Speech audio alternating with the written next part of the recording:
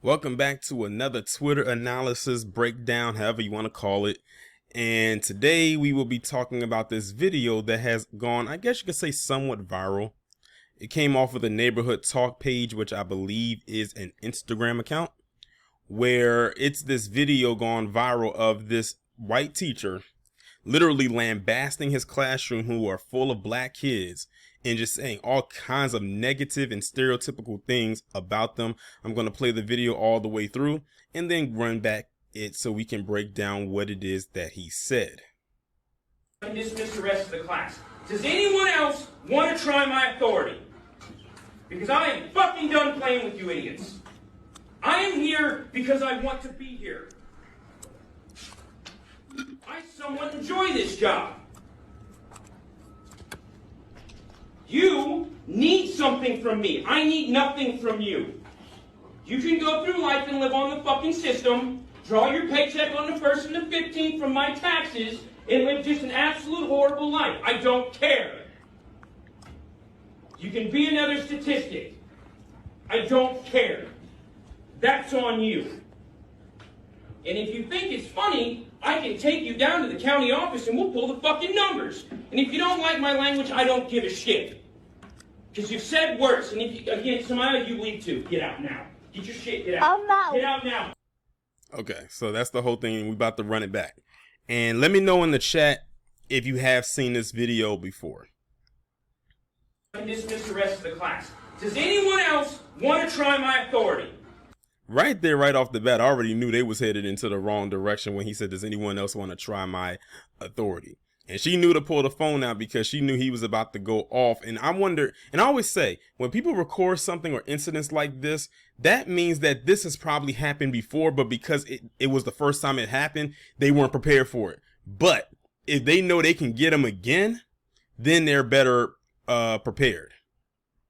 Now, we're only seeing this from the vantage viewpoint of this girl right here, because it's real quiet in the classroom. Like, you don't hear, like, you could almost hear a pin drop. The only person that's making the most noise is the teacher.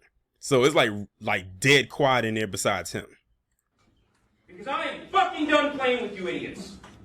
I am here because I... And notice she's laughing. It is not necessarily because she doesn't take him seriously. It may be a thing she probably doesn't, but it's probably because she knows that her recording him like this in this moment, she knows that something could possibly happen to him because of the stuff that he's saying.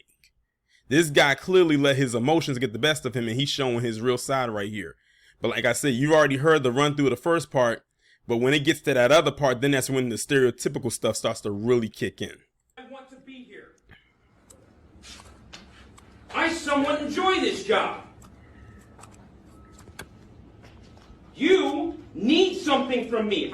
Now, before I go any further, the only part that I could say where he's halfway right, and this is based on stuff that I've heard from teachers, is that they deal with a lot when it comes to these kids and to these students.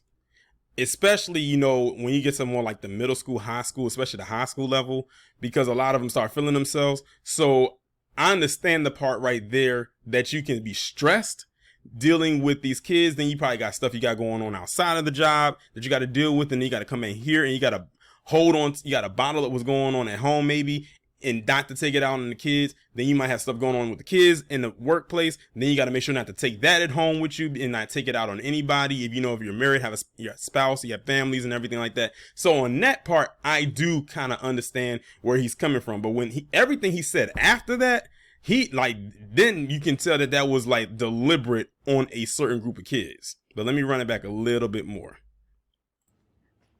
You need something from me. I need nothing from you. You can go through life and live on the fucking system, draw your paycheck on the 1st and the 15th from my taxes. Right there, that's when the first stereotype kicked in, when he's assuming that these kids are going to end up on welfare. He said, you're going to draw, a check on the 1st and the 15th of the month, and it's going to come out of my taxes. Why would you say something like that to a bunch of high school kids? I'm assuming they're in high school. They look like they're well, she looks like she's in high school. Like, have you ever seen a PC teacher do this in front of a class of white students? Because I haven't seen it. Someone can point me into in direction of a video where that has happened, where they talk the way that he's talking to them right now. Someone send me a video of that happening? You can just send me one of that happening where a white teacher says that to white students, the same in the same exact tone. Better yet, send me a video as well, if you can, of a black teacher saying that to a classroom full of mainly white students and throwing stereotypes their way of stuff that they do. Because I have yet to see it. And live just an absolute horrible life. I don't care. You can be another statistic. I don't care. My thing is this. I would like to know, what in the hell did these students allegedly do for him to pop off like this and say the stuff that he said? I would like to know what was said before she turned this camera on. Like, what happened for him to go into this rant the way that he just did and just throw out all these stereotypes? That's what I want to know. What was the lead up to this? If someone can find that out for me, I would greatly appreciate it. That's on you. And if you think it's funny, I can take you down. At that point, when she looked into her hand and began to like smile and laugh a little bit, I think that's when he was directing towards her, because he probably saw her laughing because he felt that she wasn't taking him seriously, and which at this point she most likely wasn't. Down to the county office and we'll pull the fucking numbers. And if you don't like my language, I don't give a shit. I just don't like the fact this guy's talking to these kids like these are his friends or some adults or some strangers on the street. That's the crazy part about it. Because you've said worse, and if you, again, Samaya, you leave too. Get out now. And that's when he addressed her. That's when he addressed her, when he told her to get out. He said, "Get your shit and get out."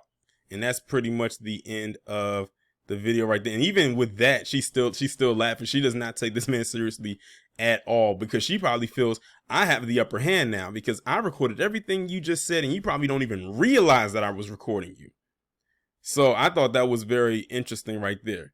But yeah, when he started going into the welfare, because that's what he's talking about, and the cussing and all the other types of stuff, I'm surprised he didn't go the distance and try to throw a damn chair across the classroom, and get extra violent with it, because he sounded like he was almost there. And I think it's also very funny too that he brought up like the welfare thing.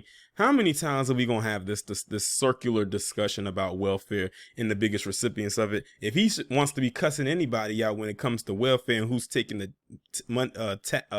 taxes out of his check to go to wherever, he needs to look in the mirror and address the people that look more like him than the ones that looks like her or whoever else he's talking to or ranting at in the classroom, because statistics say that the biggest welfare recipients are PC individuals. But let lamestream media tell it, and apparently this teacher going on this whole minstrel rant, it's people that look like you and I. So if he wants to be mad about something or mad at somebody, that's who he needs to go and address. But I tried to see if I could find if there was any article or any write-up about this, but I couldn't find anything because it really doesn't have any more context behind it besides just what we hear in the video. Like, I don't know what school this happened at. I don't know what this teacher's name is. I don't know where state or city or county it is. So maybe that's something that can come somewhere down the line.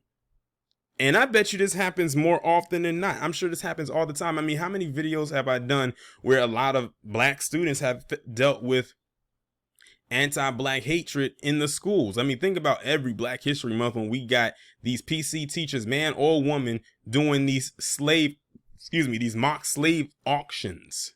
I remember I did a video a couple weeks ago about a black kid in Virginia who was made to pick cotton with his nose, and then when he was when the substitute teacher was confronted, she was acting real standoffish towards him, and then tried to gaslight him and asking him, "Do you think I'm a racist?" After she made him do what he did, and then when he was going into the classroom the next day, slammed the door in his face. So yeah, that's another reason why a lot of black people do not like their kids being taught with around or having individuals be their teachers. It has nothing to do with the fact that they are a bad teacher, because they could be an excellent teacher, but it's their personal feelings that get in.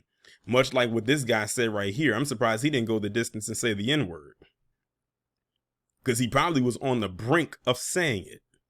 I mean, he already hit you with the subliminal welfare statement, and we know what that means. But I'm glad that this girl recorded it. I don't know how far it's going to go. It should go far, but then again, this is America.